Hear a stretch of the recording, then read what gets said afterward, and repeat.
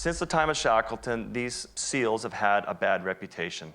Shackleton, in fact, so the stories go, he used to use a man as bait. He'd put him on the ice, and the leopard seal would lunge out of the water at him and shoot it. And another guy would shoot it, and then they would keep it for dog food.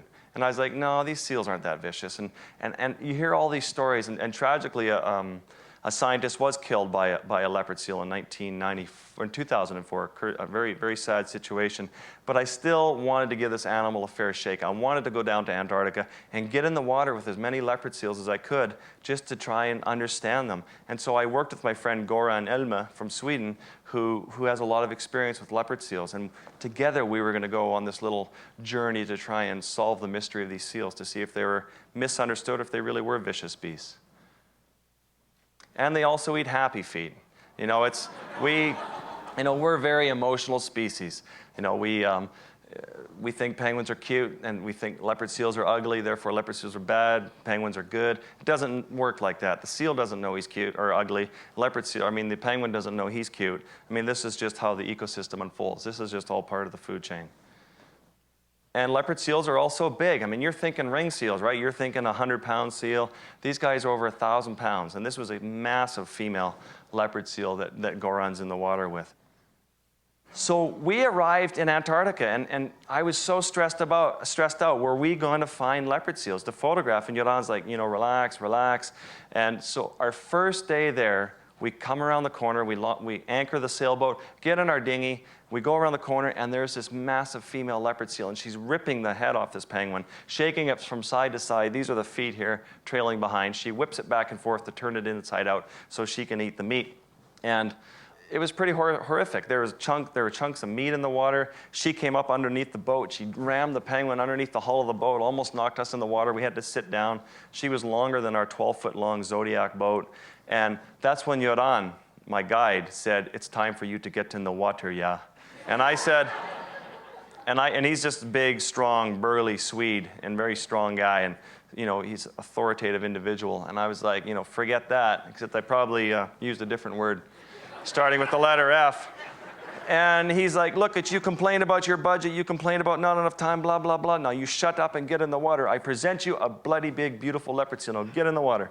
And so I looked at him, I looked at the leopard seal, and I'm trembling. I got dry mouth, and I part my lips with my snorkel and roll over the side of the Zodiac into the water with this seal, terrified. I mean, this is a big, big animal. And this is the first thing she does. She comes shooting right over to me, and she engulfs my camera and inside her entire mouth. And again, the photographer instinct kicks in. Well, I mean, here we are. We might as well shoot. But Joran gave me great advice. He said, if you get scared, you close your eyes and she'll go away, yeah? So he really did say that. And the other advice he gave me was stay with the penguin, yeah? He kept yelling that. I could hear him, I'm breathing in my snorkel, my adrenaline's going. He's yelling, stay with the penguin, because this leopard seal was killing penguins. And he said, if I stay with them, I'll get my shots. Well, the most amazing thing happened. She did this threat display for a few minutes, and then she completely relaxed. And I didn't know what was going to happen next. And she left. I thought, well, the show's over. And she came back, and she had a penguin by the feet, and she held it, and it was flapping, and she let it go. Penguin swam towards me and took off. She went after it and caught it, came back and did it again. She did this about 10 times. And it dawned on me, she's trying to feed me a penguin.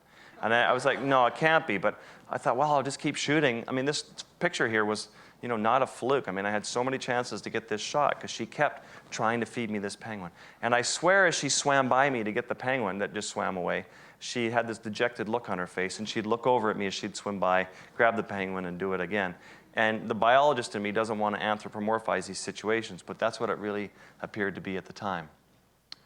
And then that didn't work. I couldn't catch a swimming penguin, so she grabbed the penguin, and she made it really tired, wore it down, got it nice and exhausted, and then she kind of bobbed towards me in this vertical position, and she gently let the penguin go, and it swam away, and she went and did this a few times. That didn't work. So she did this other thing where she got a penguin, and she got extremely tired now, and she ate every penguin she did this to. You felt bad for the penguins, but this is what she does. They play with their food anyways. So here she's on her back, she's sliding down an iceberg in these really sort of sexy ballet-like poses where she's sort of twirling around with the penguin, and then she'd come around like this, and then she'd present it to me like that. Like that, and I would sit there looking at this penguin like, I don't know what to do with this penguin. And that didn't work. So she was getting frustrated. So she got me dead penguins. She would drown them, and she would just swim right up to me and just give me dead penguins. And then she'd just stop sometimes with a dead penguin floating there in front of me and just stare at me like, are you for real? This is all happening in 2 days. Can you imagine, from this sheer terror of this animal, and you're on in the boat going, I told you so, yeah? And then this seal staring at me. I mean, this is all unfolding very quickly. And that didn't work. I didn't touch the dead penguin. So she grabbed penguins and she'd flip them on top of my head. So now I have penguins on top of my head, and I'm sitting there just photographing, and you've got the feet hanging in front, and I'm just not moving. I'm just shooting. Now, this is every photographer's dream, to have a top predator like this trying to force feed you. I mean, it's... You know, I thought we were going to fail this story. We ended up shooting this entire story in 2 days because of this. And then she started to show frustration, and I started to get worried. She'd come up to me and she'd blow bubbles, which is a threat display in the wild world.